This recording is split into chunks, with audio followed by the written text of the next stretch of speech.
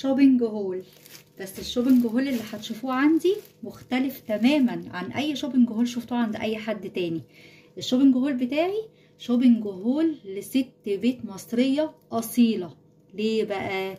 علشان الشوبينج هول بتاعي منين؟ الشوبينج هول بتاعي من عند اشهر عطار موجود في اسكندرية. جمعت كل العطارة اللي انا محتاجاها، فجبت الخزين كله من عنده لان هو حاجته بجد تحفة. تعالوا اقول لكم، بصوا انا جبت ايه ومنين. اول حاجة، عارفين ده ايه؟ ده مغاط اللي بيتعمل في السبوع. زي ما سمعتم كده، عندي اسبوع حد وارد؟ لا خالص، انا بحب اشربه عادي في الشتاء، بيدفي وبيغذي وبيبقى تحفة. فجبت دول. وكمان هنا ايه بقى؟ درافشار، شوية بندق لزوم استحلب المغاط، شوية سوداني لزوم استحلب المغاط. لازم الواحد كده يروق على نفسه. وده زيت خروع، هقول لكم بعدين بقى الايه. ايه؟ قرنفل،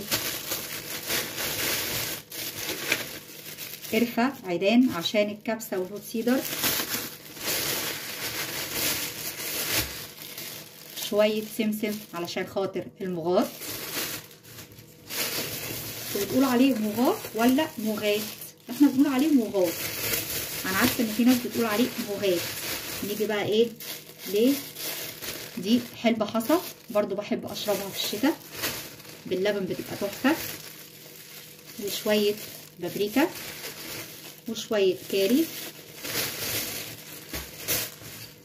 لسه الشوبينج مخلص. ايه رايكم في الشوبينج هول بتاعي؟ كمون مطحون ريحته تحفه، فلفل اسود مطحون، عايزه اقول لكم ريحته نفاذه، يعني دخلت في مناخيري. وحبهان، وده برضو حبهان بس مطحون، عشان ده ليه استخدام وده ليه استخدام تاني. كل الحاجات دي بقى منين؟ من عند عطارة ماضي. الناس اللي من اسكندرية هتعرف يعني ايه عطارة ماضي، واللي مش من اسكندرية احب اقول لكم ان ده اشهر عطار موجود عندنا في اسكندرية.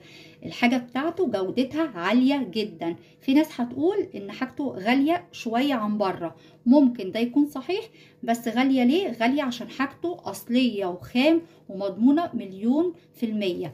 بذمتكم بقى، شفتوا نوعية الشوبينج هول دي في حتة تانية غير عندي؟ انا بيتهيألي اول مرة تشوفوا نوعية الشوبينج هول دي عندي انا بس. فلو انتوا اول مرة تشوفوها عندي انا، اكتبولي بقى في الكومنتات.